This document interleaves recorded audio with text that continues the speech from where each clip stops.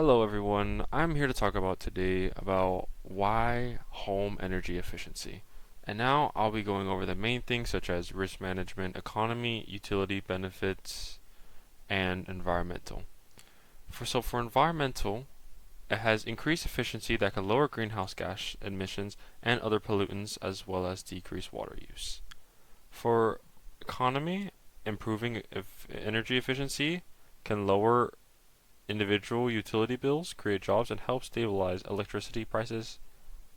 And for utility system benefits, energy efficiency can provide long-term benefits by lowering overall electricity demand, thus reducing the need to invest in new electricity generation and transmission infrastructure. And for the last one, risk management, energy efficiency also helps diversify utility resources and can be a hedge against uncertainty associated with fluctuating fuel prices. So now we will be going over to talk about the research behind energy efficiency and understanding in deeper detail behind that. So for energy efficiency appliances, it has a label, an energy label that goes from a scale from A to G. So by saying A would be the most efficient that appliance could be, and G saying the least efficient that appliance that could be. And then for profits that both humans and the environment can benefit from, things such as residential, like how helping homeowners improve energy efficiency in their homes can be an effective strategy for local governments to reduce energy demand, help households save money, improve comfort, and reduce greenhouse gas emissions. Now for water and wastewater facilities, water and wastewater facilities are typically the largest consumers of energy in operations. Improving the energy efficiency of equipment and operations at water and wastewater facilities can reduce energy cost, greenhouse greenhouse gas emissions, and increase treatment of efficiency. Now, for the last one, another benefit would be such as local governments, operations, and facilities. Energy costs can be a significant line item in the local government's annual operating budget. By investing in energy efficiency, local governments can achieve energy cost savings across their facilities and demonstrate energy and environmental leadership.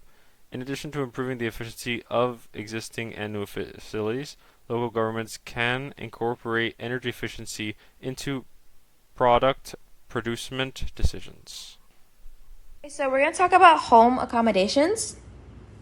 So we split this up into two different categories, sustainable and non-sustainable. On the left-hand side, under sustainable, you see the first option is carpooling. Now, a lot of us do carpool, and if it's not us in particular, it's a lot of our family members that do so on a day-to-day basis.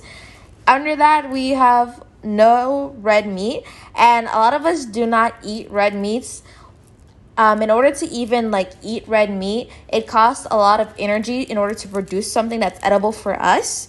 And under that, a lot of us do have clotheslines in our homes rather than a dryer. By doing so, we're able to rely on renewable energy sources such as the sun to dry our clothes rather than us spending energy within our homes. Now, on the right-hand side, we have the non-sustainable practices. Now, a lot of us do not have water filtration systems within our tap water, so a lot of us do rely on plastic water bottles as our main source of drinking water. Below that, we have plastic bags.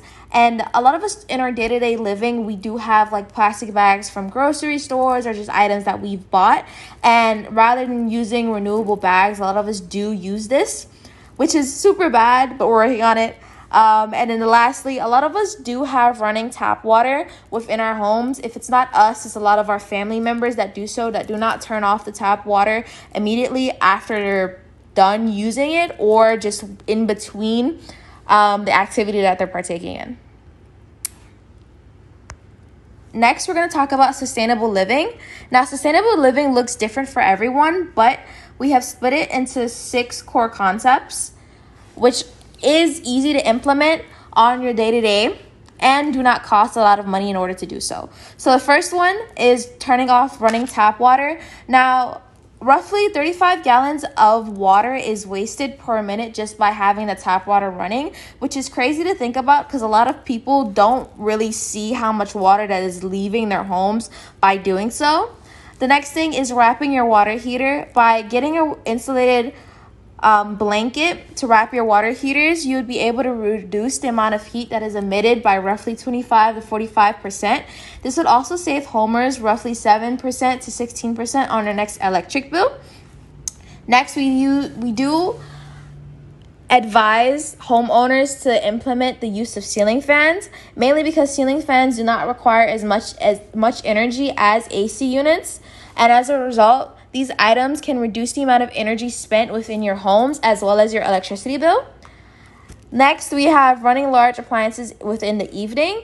By doing so, you would mitigate the amount of heat that is released from these large appliances that are being run in the evening, mainly because during the evening it's a lot cooler, so we don't have the same amount of heat that is circulating within our homes.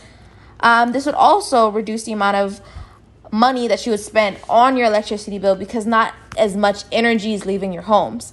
And like we talked before, installing a clothesline, like a lot of us do have it, but as I mentioned before, in doing so, you would reduce the amount of energy that is released within your home because now you're relying on a renewable source such as the sun.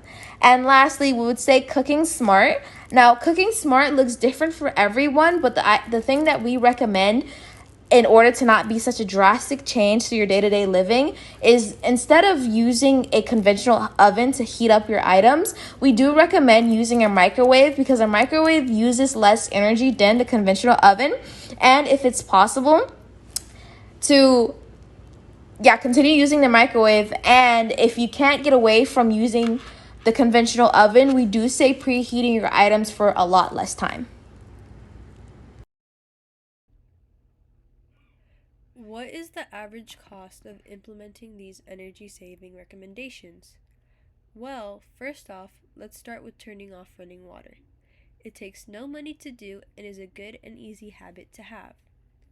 The second recommendation would be to insulate your water heater. Installation for your water heater costs $40 on average and an average of $200 if you are paying for the service of someone else installing it. But it's fairly easy to do it yourself. The third tip to save energy would be to install ceiling fans. Ceiling fans on average cost around $300 to buy. The next tip given was to run large appliances in the evening. Doing this would have no cost and would help you save on your electrical bill.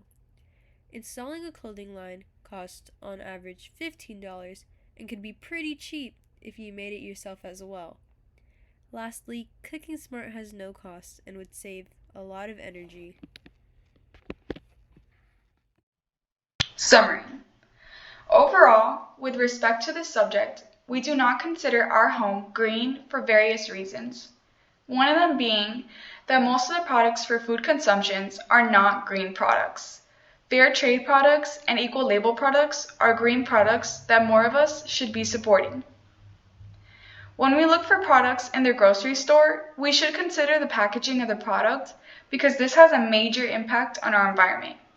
Fair trade products and equal label products are a better decision to purchase because when manufacturers package these products, they decrease the amount of waste production and they rely on lower fossil fuel input.